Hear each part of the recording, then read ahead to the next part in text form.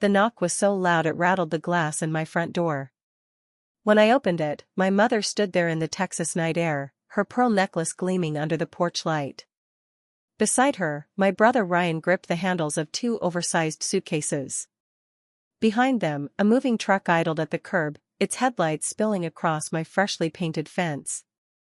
"Sign this," my mother said, thrusting a thick envelope into my hands. I tore it open, and froze. It wasn't junk mail. It wasn't a birthday card. It was a purchase contract for a $920,000 house in Dallas.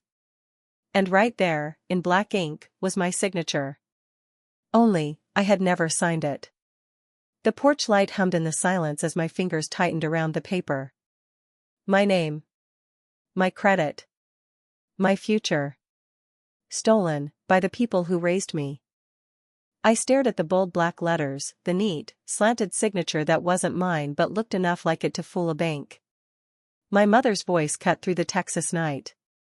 "Don't overthink it, Madison. It's a done deal. We just need you to finalize the financing." Ryan shifted his weight, a smug half-smile on his face. "You've got the credit score. We've got the vision. This is how family takes care of each other." I stepped back into the doorway, my grip tightening around the thick packet of papers. My credit score? My name? This wasn't taking care. This was theft, polished up in family wrapping paper. Behind them, Laura stood near the truck, hugging their 2 kids as if they'd just finished a long road trip. The moving truck's rear door was wide open, revealing boxes marked kitchen, bedroom 1, toys. This wasn't a request. This was an invasion. I tried to speak, but my voice felt trapped in my throat. I'd worked 10 years for the down payment on my Austin home, 10 years of skipped vacations, second-hand furniture, and lunch from a brown paper bag.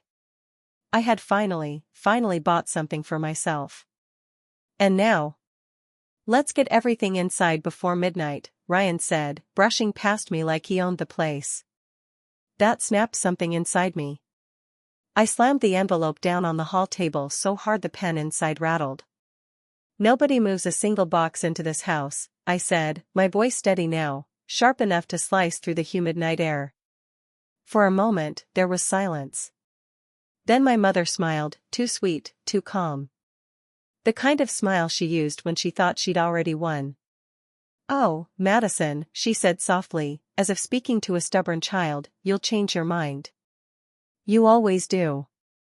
I didn't know it then, but this was the night my family would try to take everything I had built, and the night I'd decide, once and for all, whether I belonged to them, or to myself.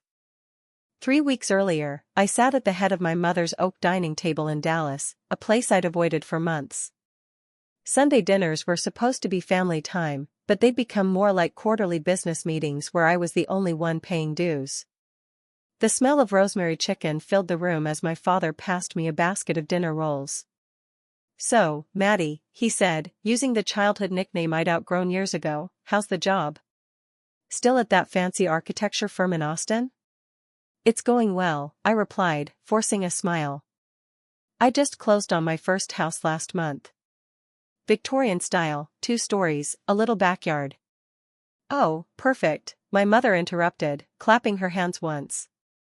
"Our new home." I blinked. "Our home?" Ryan chuckled, pulling his phone from his pocket. "You've got to see this listing I found. 6 bedrooms, huge yard for the kids, and," he swiped to another photo, "plenty of space for you too, Maddie." "That's not my house," I said, setting down my fork. "It will be," my mother assured me, as if I'd simply misunderstood. "You can sell the one you just bought and roll the profit into something bigger. Something for all of us. It makes sense, financially." "No, it doesn't," I said, my voice lower now. "I bought that house for me." The conversation didn't stop. It shifted. They talked over me, around me, like I wasn't there. Ryan described which rooms his kids would take. My father mentioned how he'd already been talking to his boss about transferring to Austin once the move was official. That night, I drove back to my new home with the taste of unsaid words bitter on my tongue. I told myself it was just talk, that they'd never actually go through with it. I was wrong. Back in the present, Ryan didn't even hesitate. He brushed past me with the first box, the cardboard sagging under the weight of kitchenware I didn't recognize. "Ryan, stop." My voice was sharper than I intended, but he didn't slow. Laura followed with a second box, eyes down, avoiding mine. The kids trailed behind her, already running up the stairs toward the second floor. My second floor. I stepped into the hallway, blocking Ryan's path to the kitchen. "You're not unloading a single thing in here." He raised an eyebrow, towering over me the way he always had since we were teenagers. "Don't make this harder than it needs to be. The truck's rented for the day. Let's just get settled and talk later." "Settled?" My laugh was sharp, humorless. "You forged my signature on a mortgage contract. We're past talking later." Behind him, my mother appeared in the doorway, holding a clipboard like she was conducting an open house. "We can sort the paperwork in a week or two. What matters is getting everyone under one roof." I turned to her, my hands curling into fists at my sides. "No. What matters is that this," I pointed around at the walls, the staircase, the living room visible through the archway, "belongs to me. I worked for it. I paid for it. And you don't get to take it because you think you're entitled to it." For a moment, the air in the foyer went still. The only sound was the hum of the moving truck outside. Then Ryan set the box down slowly, and smirked. "You can play stubborn now, Maddie, but trust me, you'll cave. You always do." I didn't answer. Not yet. Because somewhere in the pit of my stomach, a different feeling was rising, not fear this time, but the first sparks of something else. Something that would keep me from caving ever again. I'd barely pushed the door shut when my phone buzzed in my pocket. Valley Ridge Realty, purchase agreement ready. For a second, I thought it was a spam email. But the subject line had my full name in bold. My full legal name. I tapped it open, and my stomach turned cold. "As requested by Patricia Carter, on behalf of Madison Carter, primary applicant." The rest blurred as my eyes caught on the numbers. $920,000 purchase price. $5,000 deposit processed. My breath came shallow. I scrolled faster. Attached PDFs, loan documents, appraisal forms, all with my name printed neatly at the top, as if I had signed off on them myself. I hadn't. The phone nearly slipped from my hand. This wasn't just family overstepping. This was identity theft, by my own mother. "Everything okay?" Laura's voice came from the hallway, soft but edged with something I couldn't read. I looked up at her. She was holding one of my coffee mugs from the open box on the counter, turning it in her hands like she wasn't sure if she should put it away or drop it. "Where's Ryan?" I asked. "Outside. Talking to the driver." She hesitated, then added, "I told him this was a bad idea." I stared at her, trying to gauge if she meant it. The edges of my vision pulsed with anger. A bad idea? This was my life. My credit. My future. The front door creaked open again. My mother stepped in, all business, holding a pen and a folder. "Madison, honey, we just need your signature here. It's all ready. You'll thank me when we're settled in the new place." I held up my phone, the realtor's email still glowing on the screen. "You stole my name." She barely blinked. "Don't be dramatic. I initiated the process. You'd have been consulted before anything was finalized." I laughed once, sharp and hollow. "Consulted? You already put a $5,000 deposit on a house I've never even seen. With my money." Ryan appeared behind her, leaning casually against the doorframe. "It's called family helping family. Try it sometime." I looked between them, my brother, my mother, and felt the last trace of hesitation burn away. They hadn't just crossed the line. They'd bulldozed it. The next morning, my phone rang before I'd even made coffee. "Unknown number." I let it go to voicemail. A minute later, another call. Different number. Then another. And another. By 9 a.m., I had 11 missed calls from half the area codes in Texas. I finally picked up on the 12th. Madison? This is Aunt Carol. Her voice was syrupy sweet in that way people use when they're about to shame you. Your mother is beside herself. Ryan says you've left them homeless. With children, Madison. I closed my eyes. They had a home. They chose to give it up. Oh, honey, she sighed. Family doesn't turn its back like this. Especially when you've got the means to help. The line went dead cold in my hand. By noon, my Facebook notifications were blowing up, tags and vague, passive-aggressive posts about selfish relatives and family in crisis. The comments were worse. That's when my landline rang. Only 5 people had that number. I answered without thinking. Hello? Madison, it's Grandma Margaret. Her voice trembled, but I knew that trick. It had been her tool of persuasion for decades. I don't understand what's happening. Ryan tells me you've refused to help. That you're throwing your own family out on the street. That's not true, I said. They decided to move without asking me, and now they want me to foot the bill for a house I didn't choose. She cut me off. You've always been in my will, Madison. Equally with your brother. But family takes care of family. I'd hate to see this affect certain decisions. I sat there in silence, my knuckles white around the receiver.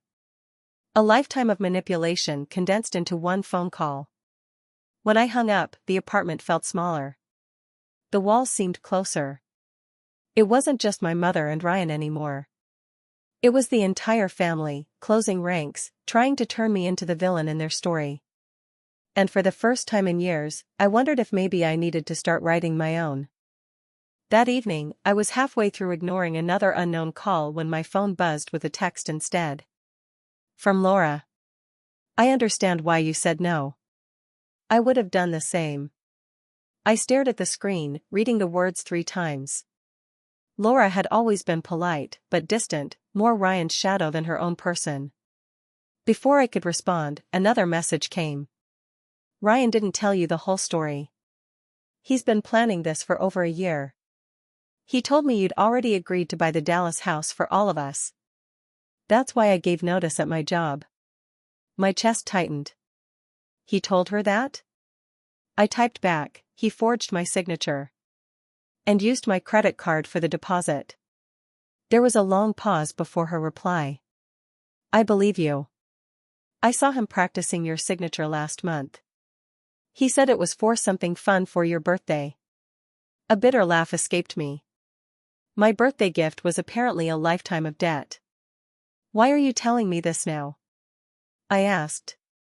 Another pause. Because he's telling the kids you're the reason they won't have their own rooms. And that's not fair. I know the truth now.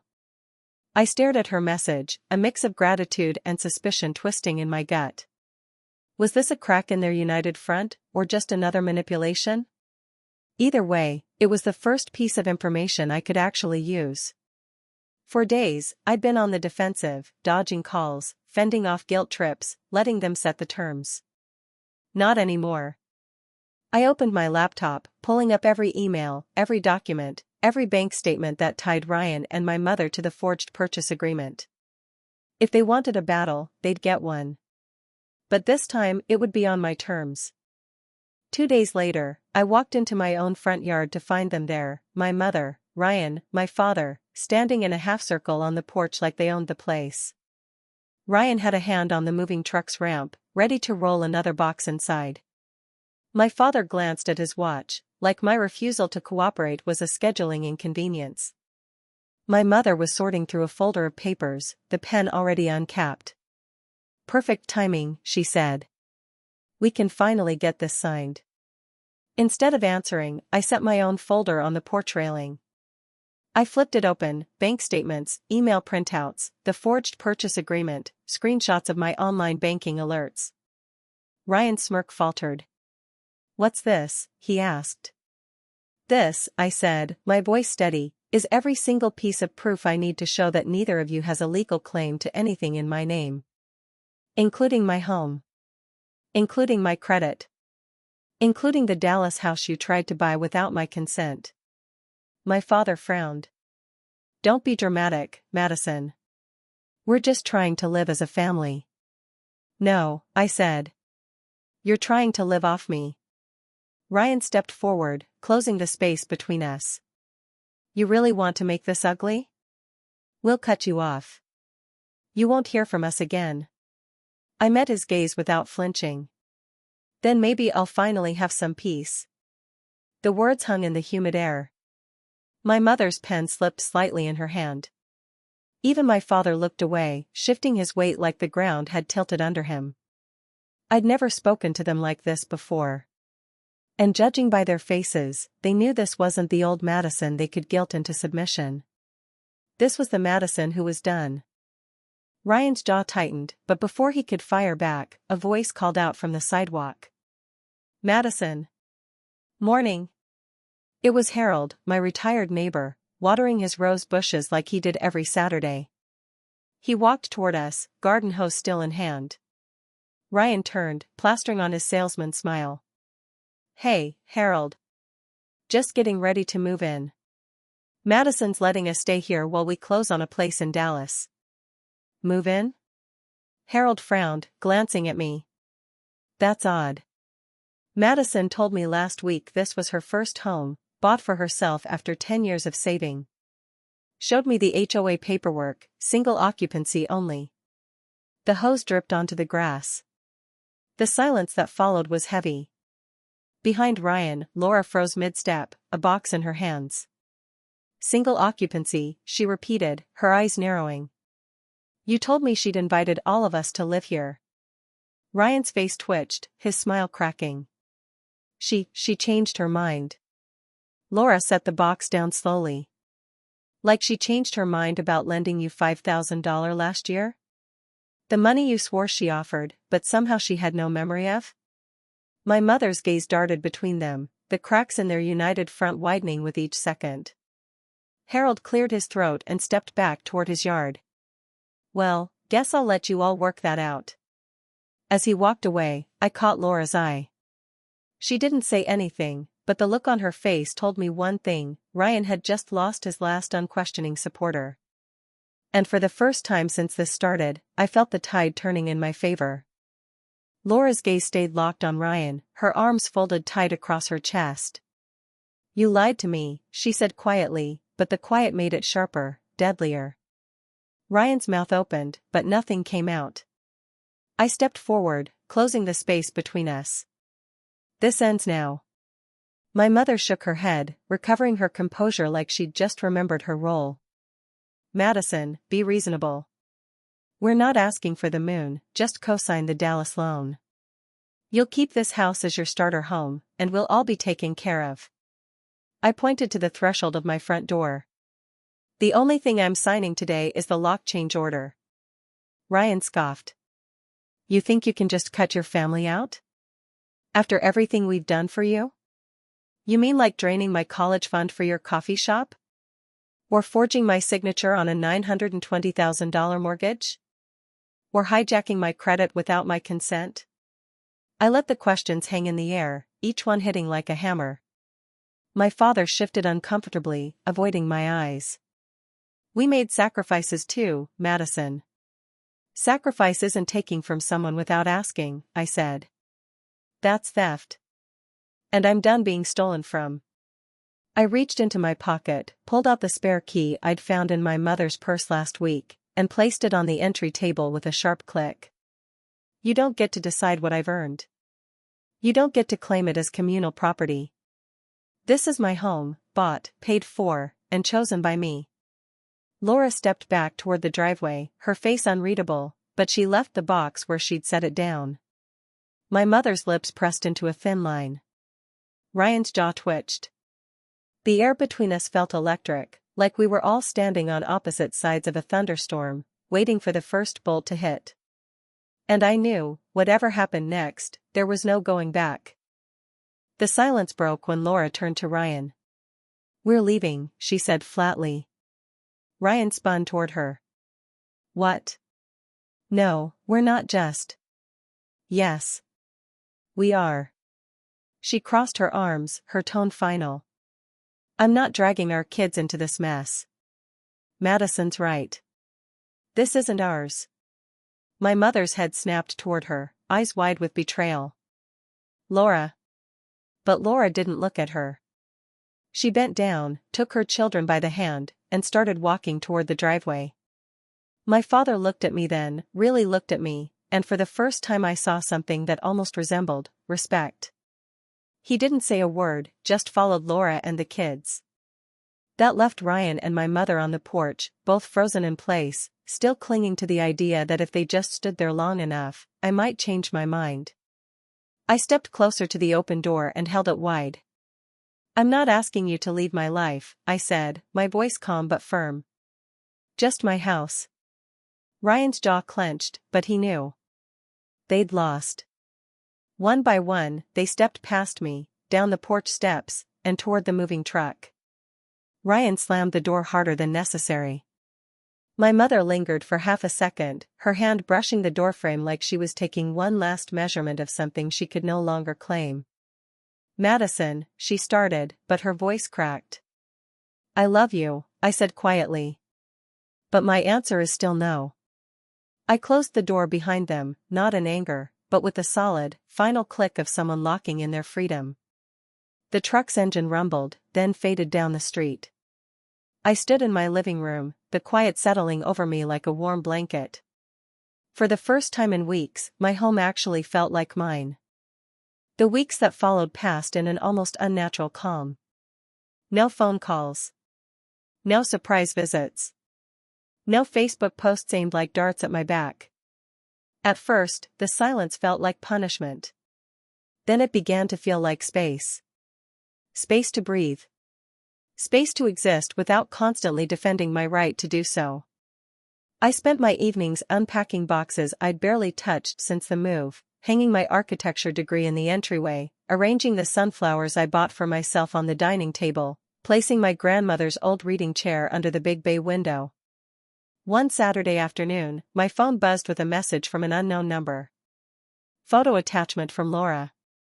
It was Ryan, standing in the living room of a modest rental apartment, roller brush in hand, the kids splattering paint on the walls while laughing. Underneath, her message read. "Thank you. We needed this reset more than we knew." I stared at it for a long time, unsure what to feel. Relief, maybe. A little hope. And, unexpectedly, pride, not just for them, but for myself. That evening, Noelle came over with a bottle of wine and 2 glasses. We sat on the porch as the sun went down, the air warm and sweet with the smell of the honeysuckle I'd planted last week. "To you," she said, raising her glass, "for proving that saying no isn't selfish, it's survival." I smiled, feeling the truth of her words settle deep in my bones. On a Tuesday evening, 3 months after I'd closed my door on them, my mother stood at my front step alone. No suitcases.